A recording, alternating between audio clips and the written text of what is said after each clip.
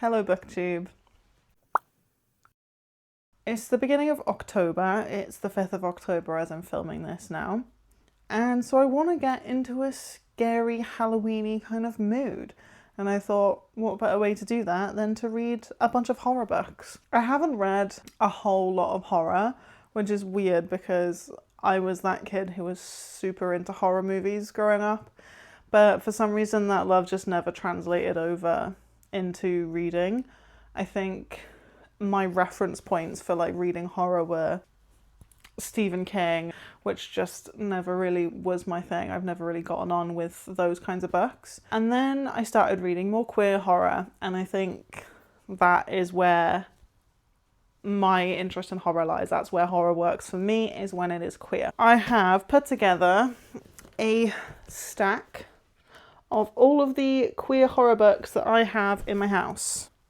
I'm just gonna read some of them over the next sort of week or so to get myself into that autumnal October Halloween kind of vibe. So I thought I would run through with you what my options are and just see what I end up reading. So the first book on this list is Brainwyrms by Alison Rumfitt. And I'm quite ashamed that I haven't read this, because if you were to ask me what my favourite horror novel is, it's probably Tell Me I'm Worthless. I've had this book since it came out, so like over a year, 2 years.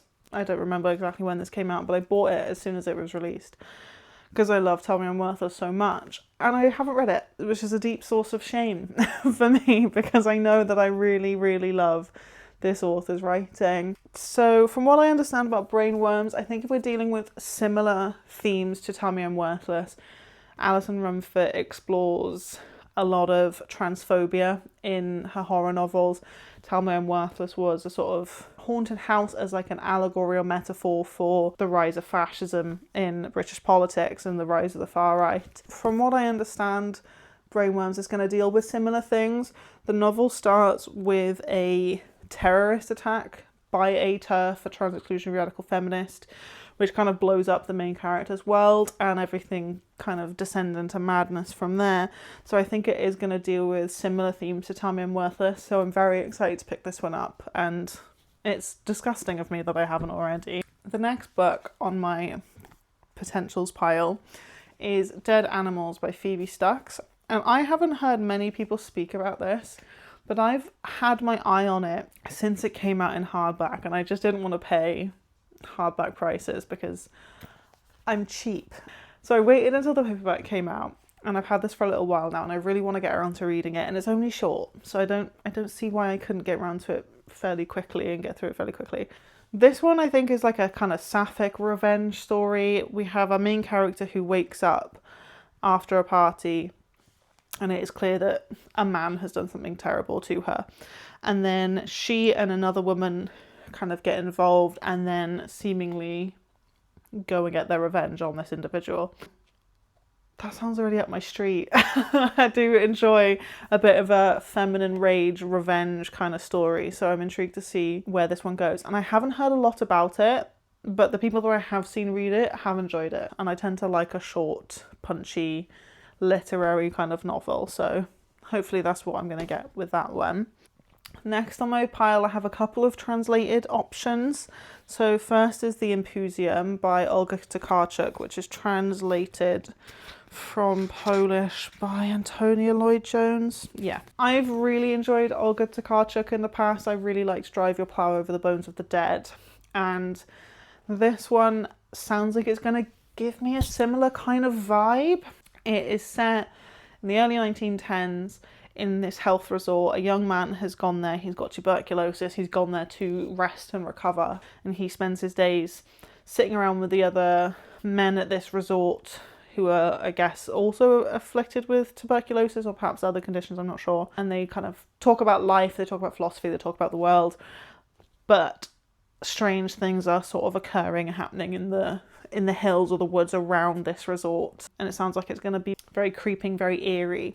I'm not sure that I'm going to end up picking this one up, I'll be honest. The setting, maybe I'm just imposing what I think this is going to be like based on Drive Your Plow, which was very wintry to me, but I feel like this is going to give me a winter kind of vibe. I don't know why, because it says it's literally set in September, but something about the mountain, this enclosed kind of health resort surrounded by mountains and woods, and something is creeping in the woods. I don't know.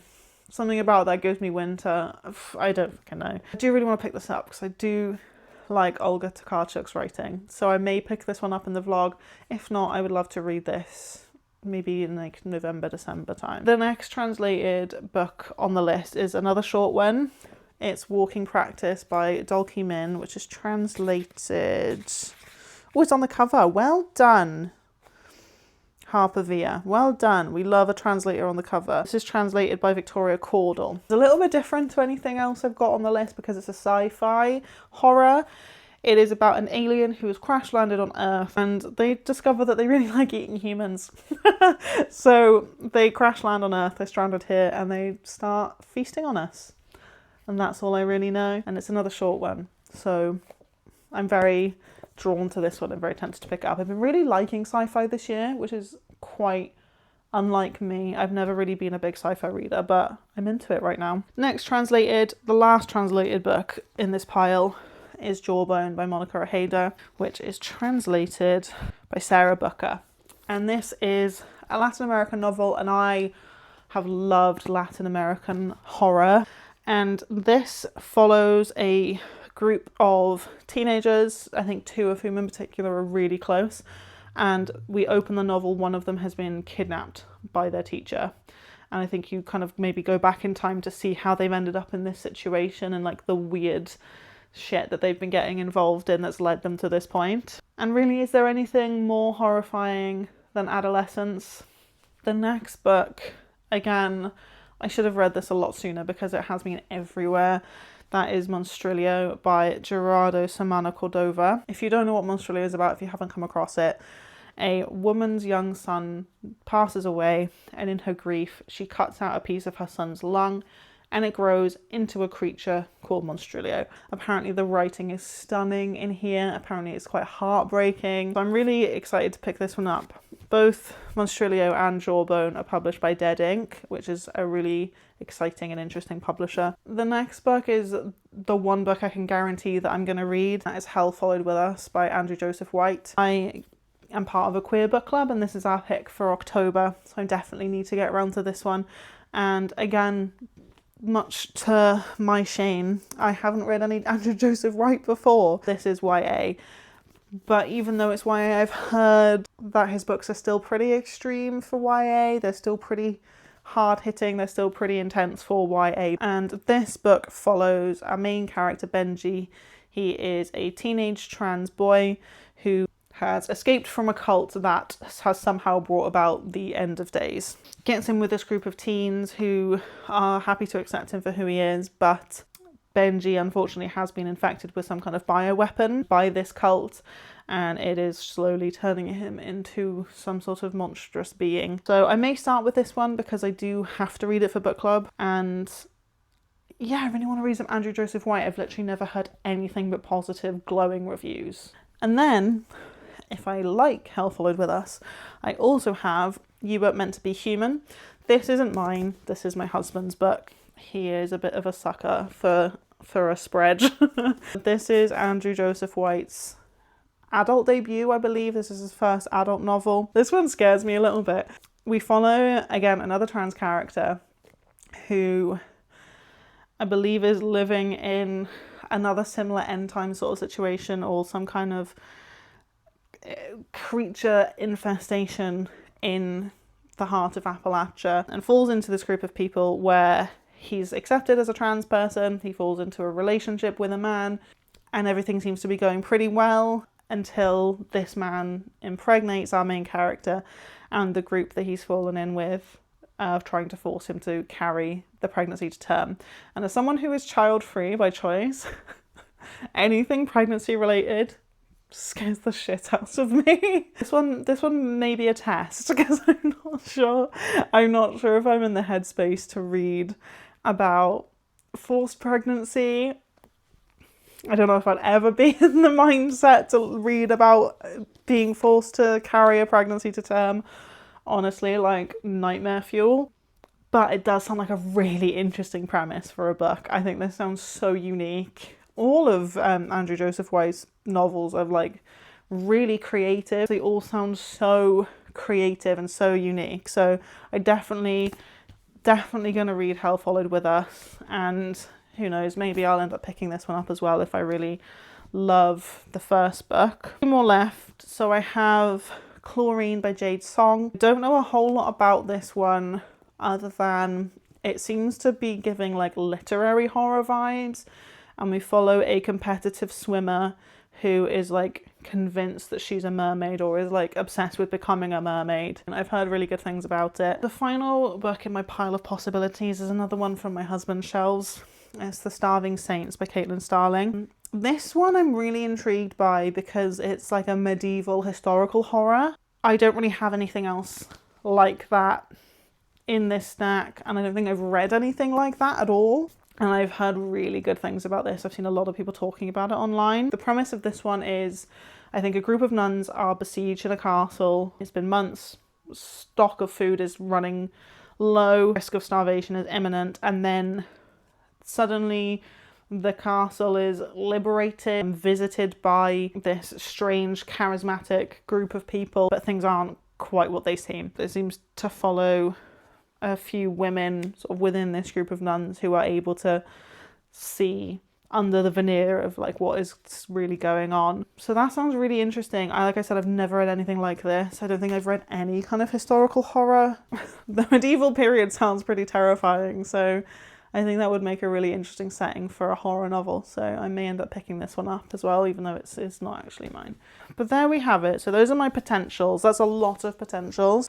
You will discover about me that I am a pretty serious mood reader. So if I tell myself I'm going to read XYZ books, I will read anything but XYZ books. So I decided to give myself a little list of possibilities instead, rather than trying to stick to a set TBR and then immediately losing interest in all of the books on said TBR. Feels like it's going to be dangerous.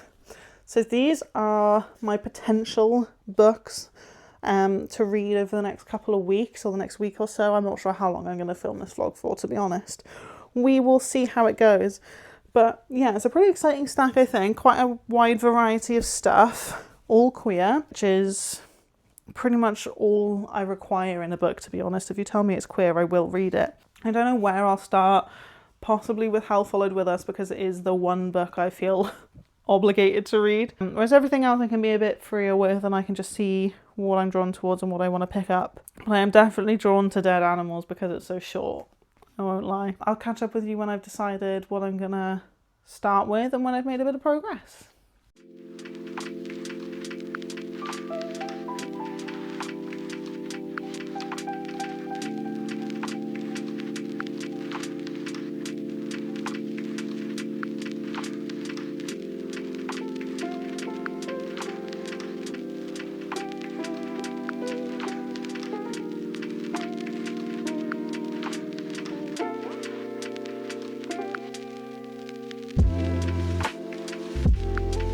Just popping on to give you a little reading update. I did decide to start Hell Followed With Us. I'm just over halfway through at the minute.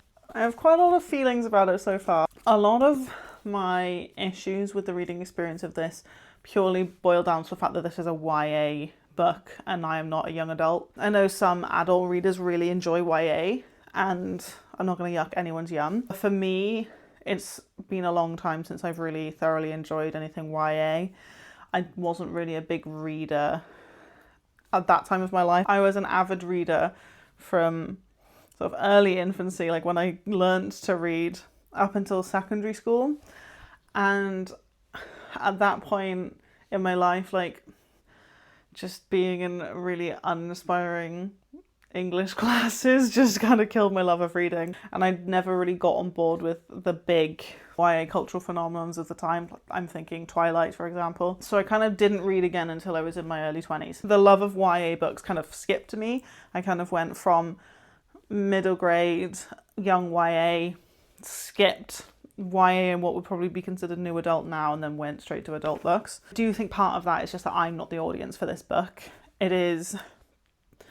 It's straddling a line for sure, because this is gory as hell. This is one of the goriest books I've ever read, because I haven't read a whole lot of adult horror. This is really gory, very visceral, full of body horror, lots of gore, but it does still feel very YA at the same time, in the fact that the characters are very clearly young people. Like, the main character, Benji, is 16 years old, and it feels that way, which isn't necessarily a bad thing. There's something that bothers me sometimes about YA.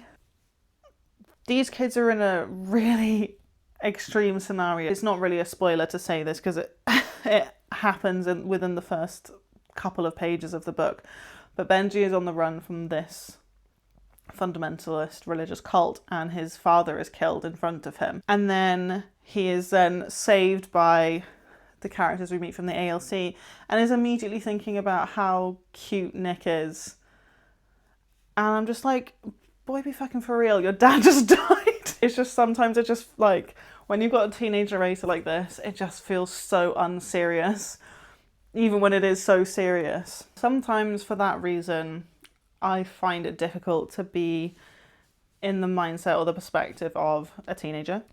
Something I am enjoying and finding interesting about the reading experience of this is it follows a kind of similar thematic building block as Tell Me I'm Worthless, which I mentioned before, in that it very much is dealing with anti-trans legislation and rising transphobia in a horror setting. But they feel very distinct for, obviously, one is YA and one is adult, but also Alison Rumfitt is an English author writing about English transphobia, which feels very different to this perspective from Andrew Joseph White, who is an American author writing about America, where the transphobia has a different kind of flavour in that it feels very tied up in religious fundamentalism. While the transphobia in Britain is inherently tied to the transphobia in the States, just as a person living in Britain or in the UK, we don't really have the same kind of religious right as you do in the States, or as it seems like is prevalent in the States from things I see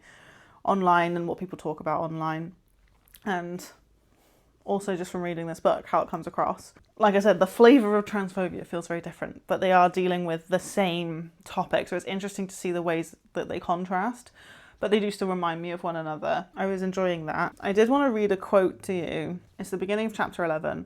In a place like the ALC after Judgment Day, it's easy to forget you're trans. Or maybe a better way to word it would be, it gets easier for me to forget the pain of being trans. Being transgender is who you are, and the pain is what the outside does to you. The pain is what happens when you and the world go for each other's throats. In the ALC, I almost forget that being trans can hurt. I really loved that quote as soon as I read it, because it just summed up to me so eloquently the importance of having queer spaces. So that was a highlight for me from the book so far. One other thing that I'm struggling with a little bit, I don't really want to go into spoiler territory, but at this point in the book, really early on, we get a POV chapter from Nick's perspective. Nick is the leader of this group of queer kids that are living at the ALC, and we get this perspective chapter from him very early on to kind of make it clear that everything isn't all as it seems necessarily, and there may be some kind of more nefarious motive for the ALC taking Benji in, which again is not a spoiler because it literally says it on the blurb. You know going into the book, if you've read the blurb, that Nick has something going on, because of course he would. And I liked the idea going into it that this wasn't going to be like a utopian ideal of what a queer community looks like. The queer community is inherently flawed as any community is, and I like that Andrew Joseph White hasn't shied away from that. There is conflict within the ALC, and some of these characters are not very good people. Some of them are pretty hard to root for. So you know going into it that Nick is going to maybe be a bit shady. And you get this perspective character from Nick where it reveals that he's being shady. And then I am now like almost 200 pages later and we haven't heard from Nick again. So to me, unless we're going to hear from Nick's perspective a bit more, and I haven't looked ahead to see if we do, but if that's only in there at the beginning to kind of sow this seed of doubt, it just feels like a very clunky storytelling device if that's the only time we're going to hear from Nick. I'm reserving judgment for that one because we could hear from Nick again. I enjoyed the Nick chapter, and some information is kind of presented in a way that I was very interested in and made me want to hear more from Nick. And then we haven't heard from Nick again, and I'm like, where's Nick? Nick's in the book, but we're not hearing from his perspective anymore. If it's only going to pop up that once to like sow a seed of doubt about Nick's character, that could have been done in a more effective way, I think. But I'm reserving judgment for that until I get to the end of the book. I'm hoping that I'll be able to finish this maybe by the end of the week. It's Wednesday now.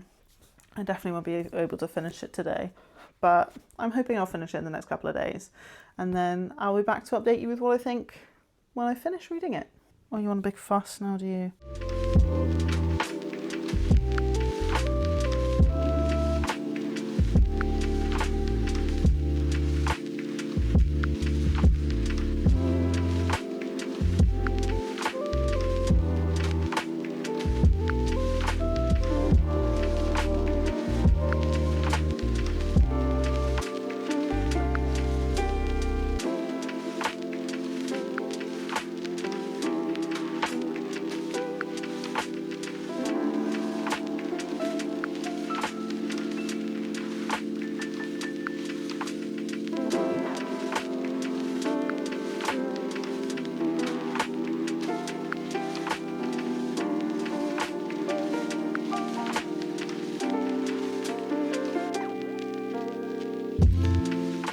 Popping on with a little reading update.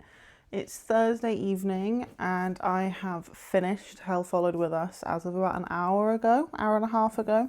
I'm going to give it 4 stars. I did really enjoy the book. I think it's good. I would recommend it widely to people that enjoy horror, but it's definitely not a new favourite, and there were a couple of things throughout the book that I found left me wanting a little bit. Despite the horrendous gore in the book, it is really readable. The plot is really propulsive, it moves you forward. I kind of flew through this pretty quickly because it is very, very readable. But there were mostly things around the characterization that I would have liked a bit more of. Like I was saying in my last update, I wanted to hear more from Nick throughout the book rather than just have him pop in once every now and again as a POV character. And we do hear from him again, as well as another pretty key character. But it felt very much like, not an afterthought, but it did feel a bit tacked on maybe. And I think I would have benefited from hearing a little bit more from those characters. There's one character in particular I'm thinking of who we get one chapter from their sort of POV. Everything's in third person, but it focuses on this character. This is a very complicated character and someone that I think the author wants us to have very complicated feelings about. And so I would have benefited more from hearing about them. On top of that, Nick's characterization. I feel like the relationship that he has to Benji feels a little bit forced. It doesn't feel very natural. The way they come to feel about each other doesn't necessarily feel like it was earned. I was happy with where it went, but I would have liked there to be a little bit more substance there. I think the character dynamics and the relationships within the book, some of them felt quite strong in parts and others felt a little bit rushed and they're not explored to their full potential. So that, for me, is where the main pitfall was within the book. I wanted a little bit more from these characters. It was very plot heavy. We kept moving forward throughout. I was never bored, but I'm someone who can forsake plot a little bit if the character growth and the characterization is really good. I don't need there to be a shit ton of plot in my books. Character is everything. When it comes to, am I really going to love a book? I've got to fall in love with a character, or not even fall in love with them, but I've got to feel really deeply about them in some kind of a way, even if they're really morally grey or really complicated. I've got to feel strongly about the character. In this, I liked the characters, I wanted good things for them, but I didn't feel super strongly about any of them. Even Benji at times, I felt like because we were moving forward so fast, Benji didn't really have room to breathe and like explore this kind of community that he finds himself in after leaving the cult that his family have brought him up in. So yeah, that for me is why it couldn't be like a new 5-star favourite. Having said that though, I would recommend this if you're someone who can handle a lot of gore and a lot of body horror. Also someone who's not going to be put off by lots of consistent references to religion, a lot of scripture and a lot of biblical quotes. And sometimes they felt a little bit shoehorned in there, coming from someone who doesn't have any kind of religious background. maybe some of the significance of what was in there was lost on me a little bit. But it did feel as if maybe we could have lost a couple of those and spent a little bit more time on intimate character moments instead, and maybe the balance of the novel would have been a bit better. But I would definitely read Andrew Joseph White again in the future. I am still really keen to pick up his adult debut because, again, like I said earlier, I'm not a big YA reader, and I think reading about adult characters with Andrew Joseph White's creativity and imagination would be really enjoyable. Is enjoyable the right word?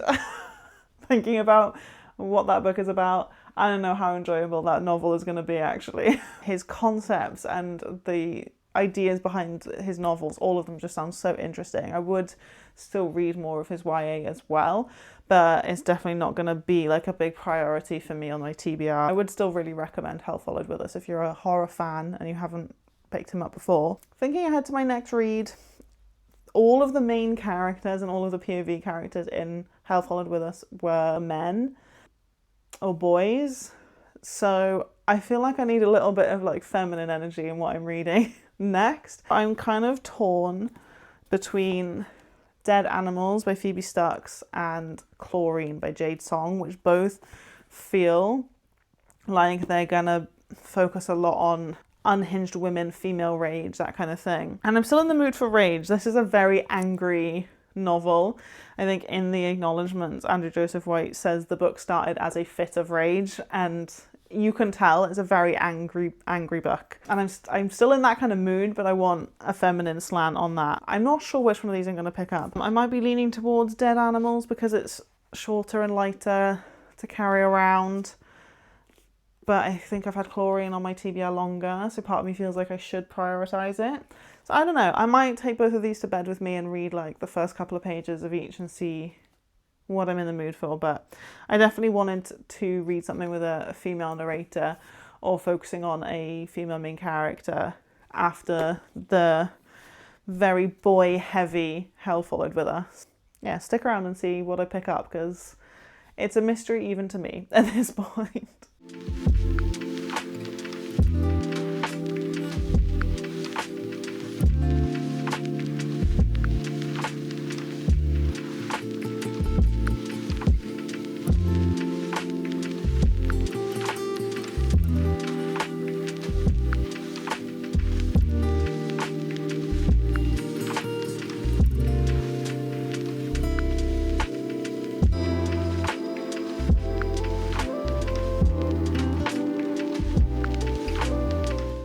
Down to do a little reading update. I have actually now finished Dead Animals by Phoebe Stucks. It's not a very long novel at all. I think 148 pages. Yeah, 148 pages. And I love this one, and it was so close to a 5-star, but I ended up giving it a 4.75 for reasons that I will come to discuss. But first of all, the things that I really loved about this, the writing style just gripped me straight away. I don't know if you can see, but I've like dog-eared a bunch of pages. I've like highlighted things and scribbled things in the book. Yeah, I don't know what it was about the writing style. It's not a particularly lyrical or descriptive writing style, but it feels very raw. Something about that just really spoke to me. I was really into the way that this book was written from page one. It has quite a shocking opening page. It's very visceral, very kind of gripping. It pulls you straight into this narrative, which is very much about sexual violence and violence towards women. So bear that in mind going in. This probably isn't going to be one to pick up if that is a difficult topic for you to read about. But I thought that the author handled it in a really interesting way. Like I said, it's very raw, and you're very much inside the head of the main character, whose name we never find out, but you're so in her mind and in her feelings about this, and watching her kind of spiral and unravel because of this incident that's happened to her. I thought it was a great exploration of the impact on a person, the kind of lasting, unseen like imprints or bruises or whatever on a person's kind of psyche that you just don't necessarily see, and how a person can appear to be functioning. Like our main character maintains her flat, she goes to work, but all of the other things, like the things that make a person live, really start to fall away. Her friendships fall away. She finds herself just in this rut of work, barely eat, sleep, clean flat, go to work, until she becomes so obsessed and enamored with this woman, Helene, who has been through the same thing as her, or a similar experience as her, at the hands of the same man. I'll read you some of the quotes that I really enjoyed, just to give you a sense of what the writing style was like. For days on end, I didn't want to talk to anyone. I didn't want to get out of bed. I didn't want to change my clothes. I didn't want to shower. I didn't want to eat. The immovable fact of my existence had become unacceptable to me. Another passage I really loved, possibly my favourite from the novel. It was starting to feel like the theme of the year was violence. Every site I scrolled through was violence and more violence. They called it harassment or terrorism or whatever, but that's what it was, violence. Celebrities kept talking about it. Everywhere the women were talking, the women were being heard, the men too were talking. All anybody did was talk about it. I was supposed to be glad that everyone was finally talking about it. I was supposed to be grateful for the conversation. I didn't want to talk about it anymore. I wanted it all to go away. That's a really great passage, I think, to sum up the writing style. Like I said, it's not flowery language, it's not very descriptive or lyrical language, it's very get to the point, raw, gritty language, which I really enjoyed. The relationship between Helene and the main protagonist as well was really interesting. It begins in this very kind of supportive environment of, I can see that you're going through a pain that I've been through, I'm going to support you, I'm going to take care of you, and it very quickly starts to devolve into something more sinister than that. But the main character, even though she can see it and she can feel it and she knows, she seems to know that there is something wrong in the way that she and Helene are bonding, she just can't seem to pull herself away from this person. When I went into this one, I was expecting revenge to be a big theme, and it is. Basically what I was expecting was there to be an act of violence fairly early on as revenge or punishment for what this man has done, and that was going to cause the characters to spiral, but it's very much the opposite. I hope this isn't going too much into spoiler territory because this isn't a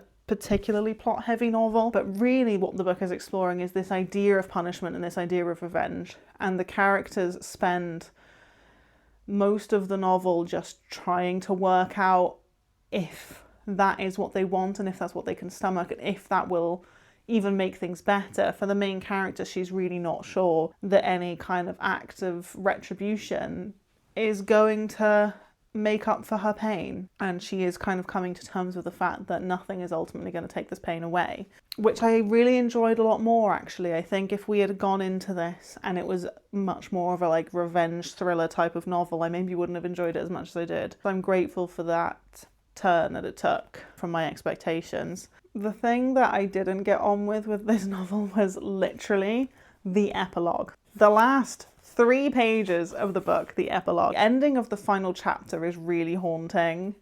And then it's very open-ended. You are kind of left with this impression of not knowing what the outcome is going to be. You go into the epilogue and immediately find out all of the answers in a very rapid-fire 3-page wrap-up of many events. It annoyed me that that was how we ended up in the last couple of pages, because the rest of the novel is so open-ended and there's so many questions. Throughout the book, the narrator is going through these kind of almost paranormally seeming events at points where you don't know if she's descending into a madness or if something more sinister is going on. I don't want to like go too much into it because, like I said, it's not a very plot-heavy novel, so I don't really want to explain anything that happens explicitly. But there are these kind of strange occurrences that are happening that I think are like a manifestation of the narrator's internal sense of well-being, and the worse that gets, the stranger things become external to her. And so to go so literal at the end was really disappointing. And I literally, if it wasn't for those 3 pages, this would have been a 5-star read. I loved it. And I just wish we hadn't tacked on that epilogue at the end. It was really a shame. But I wouldn't let it dissuade you from reading the book if this seems like the kind of thing that you could be into. If you enjoy a kind of literary horror, if you enjoy exploring something with darker themes, if you enjoy something that is a much more of a character study and a study of a trauma and what that does to a person, then you would really enjoy this. So don't let that dissuade you. And some people might like the ending, some people might like the epilogue, but I do wish, like the last chapter, the last page of the last chapter is really haunting, and I wish you'd left it there, Phoebe. But it didn't take away, it didn't ruin the book for me. I just thought it was a bit of a shame right at the end. Really close to 5 stars. Really enjoyed Dead Animals. I flew through it, honestly. It's only a tiny book, but I've been known to let a tiny book like this take me like a week to get through. I still thought this was fantastic, and I would highly recommend. For my next read, I decided to pick up Chlorine by Jade Song, and I am about 50 pages through the book. At the moment, I don't really have any feelings. I'm feeling very neutral about it. I hope that changes soon for one way or another. A book that you feel like very neutral about is obviously incredibly boring, and it's not very fun to talk about on camera. So I do really hope that this takes a bit of a turn. So far, there are some similarities with Dead Animals in the way that it deals with gross men. Just terrible, terrible, gross, awful men. There hasn't been anything like the level of violence that is discussed in Dead Animals yet, but the conduct of the main male character in this book is horrendous. So far, all we've really talked about is the main character's love of swimming, love of the water, and her experience being a competitive swimmer, the joy of it and the damage of it. So it's very interesting in that respect to get an idea of what that world of competitive sport is like, as somebody who has never engaged in competitive sport in her life. Getting an insight into that world it's interesting, but it's just too early days. I'm 50 pages in. I don't really have any strong feelings like I did with Dead Animals, which I loved from the first page. I'm going to carry on reading Chlorine. I may finish it before I come back and update you because it's not very long. And hopefully by then I will actually have some thoughts about it. Because so far I'm really giving you nothing. So my apologies.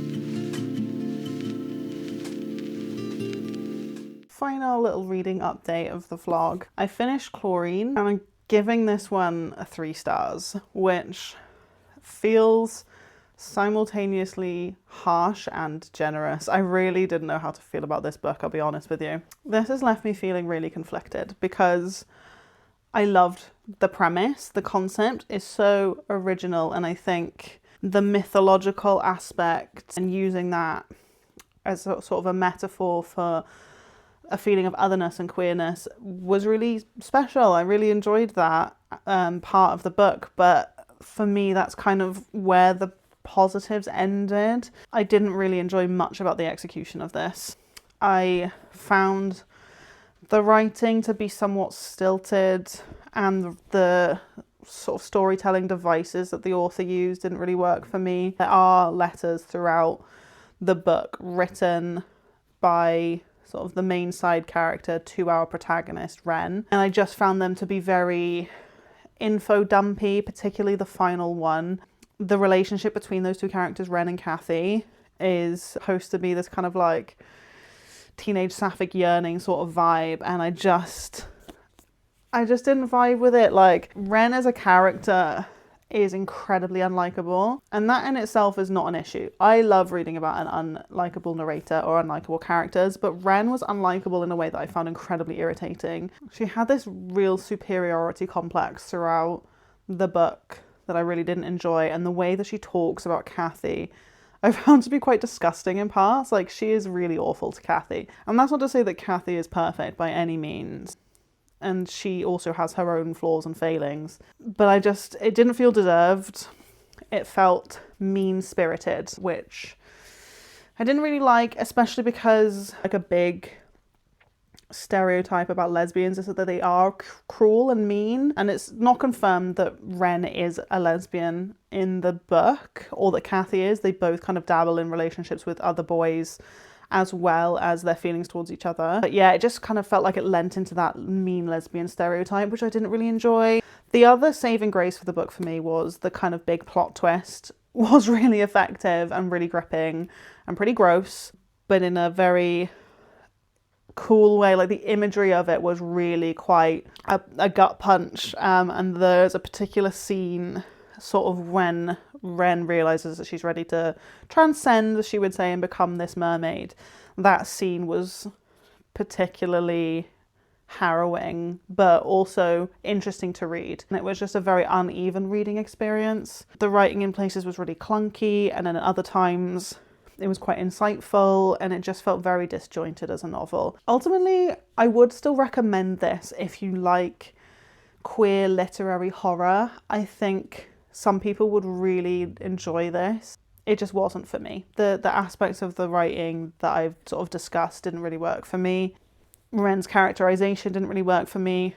The relationship between her and Kathy, for the most part, didn't really work for me. Towards the end, I felt a bit more tenderness towards them as a pairing, but for the most part, for most of the novel, I was like, why are you just so awful to this girl?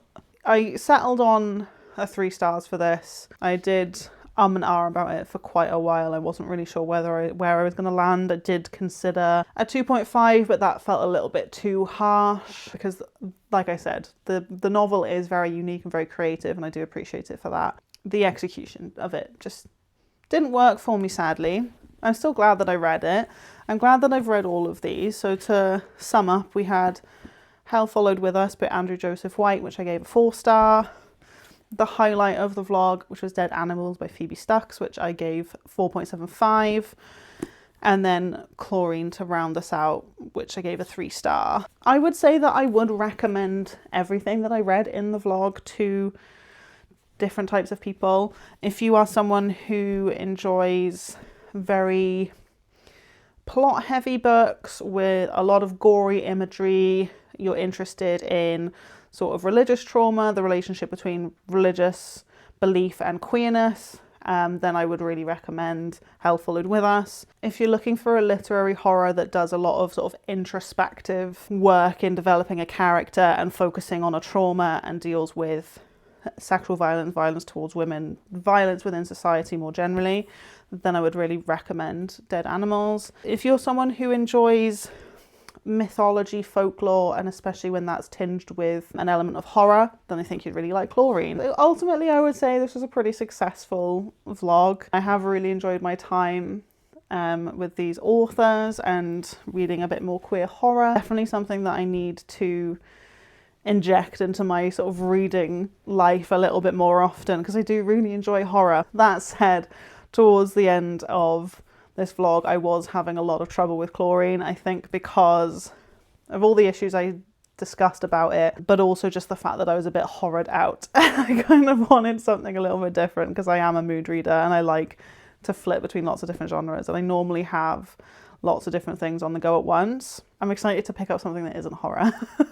Have you read any of the books that I touched on in the vlog? If so, leave your thoughts about them down below. Any other queer horror that you think I need to check out that I didn't feature in the video, either read or on my TBR? I would really love to hear the queer horror books that people have really enjoyed. That's the end of the vlog. How do people end vlogs? Yeah, hopefully more vlogs to come from me in the future. Really enjoyed the process of filming this and putting this together. Hopefully you'll join me again in the future for more reading. Until then, stay safe and happy reading.